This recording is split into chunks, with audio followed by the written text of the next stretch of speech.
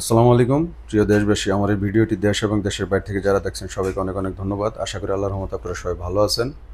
আমরাও আল্লাহর রহমতে আপনাদের দোয়ায় ভালো আছি। তো আজকে যে কথাগুলো বলবো, সবাই সতর্ক থাকবেন। বিশেষ করে পরিবহন সেক্টরে যারা আছেন বা প্যাসেঞ্জার নিয়ে গাড়ি ঘোড়া নিয়ে ঢাকার বাইরে যারা যান, রেন্টেকারের গাড়ি, সিএনজি চালক, ট্রাক চালক, সবার উদ্দেশ্যে বলতেছি, চালক ভাইদের উদ্দেশ্যে বলতেছি, আপনারা যদি কখনো রাত্রেবেলা কোথাও রওনা হন ঢাকার বাইরে বা হাইওয়ে থেকে কোনো জেলার ভিতরে বা জেলার শাখা রাস্তাগুলোর ভিতরে ঢুকছেন বা পুরসভায় ঢুকছেন, গ্রামের কিছু রাস্তা আছে, দুই সাইডে গাছপালা থাকে, অনেক দূর পর্যন্ত রাস্তা যায়, দুই সাইডে দেখবেন হাওর বাওর আছে, ধান ক্ষেত আছে, এর ভিতরে কোনো মানুষজন নাই। যদি দেখেন কোনো মানুষ ব্যাগ কাঁধে বা বুড়ো মানুষ রাস্তার মাঝখান দিয়ে হাঁটতেছে, অবশ্যই আপনি ভেবে নেবেন তারা ডাকাত চক্রের লোক, এবং আপনি হরেন দিতে থাকবেন, সে আপনাকে সাইড দিবে না। কিছু দূর যাওয়ার পরে তাদের যে গ্রুপটা হঠাৎ করে দেখবেন আপনার গ্লাসের সামনে ডিম ছুঁড়ে মারবে। তো এই ডিম মারার পরে আপনি অবশ্যই আপনার যে ওয়াইফার আছে, গ্লাস, পানি এবং ওয়াইফার দোনোটার একটাও ব্যবহার করবেন না।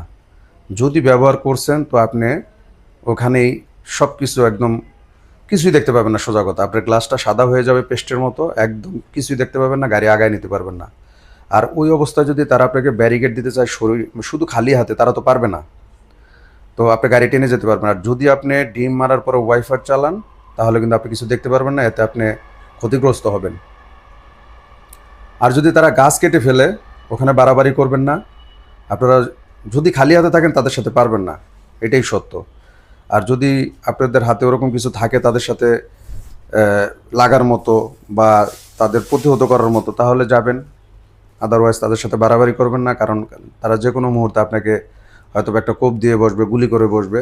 যা আছে আপোষে দিয়ে আসা ছাড়া আর কোনো রাস্তা নেই। কিন্তু যদি গাছ না ফেলে রাস্তায়, শুধু ডিম মারে, আপনারা গাড়ি টেনে চলে আসবেন। এই হলো একটি কথা। আর সিএনজি ভাই চালক যারা আছেন, অনেক সময় দেখা যায় সদরঘাটে লঞ্চ আসে, যাত্রাবাড়ি গাড়ি আসে, গাবতলী আসে, মহাখালী আসে, বিভিন্ন ধরনের প্যাসেঞ্জার গ্রামের ভেসে থাকে লুঙ্গি পরা, মাফলার গলায় বা গামছা গলায়।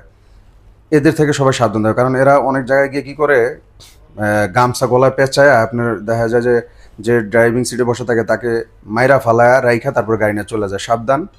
এবং রাস্তার মাঝে কোথাও হঠাৎ করে থাইমা বা কোনো দোকানের সামনে, ভাই, যেমন প্যাসেঞ্জার সহ আপনি চারজন, ভাই 4টা কোক নিয়ে আসো, একটু রুটি নিয়ে আসো, সারা রাত গাড়িতে ছিলাম বা লঞ্চে ছিলাম, ক্ষুধার্ত আমরা, আপনি আনবেন। আনার পরে দেখবেন তারা আপনাকে বলবে, নেন এই বোতলটা আপনি খান বা এই রুটিটা খান।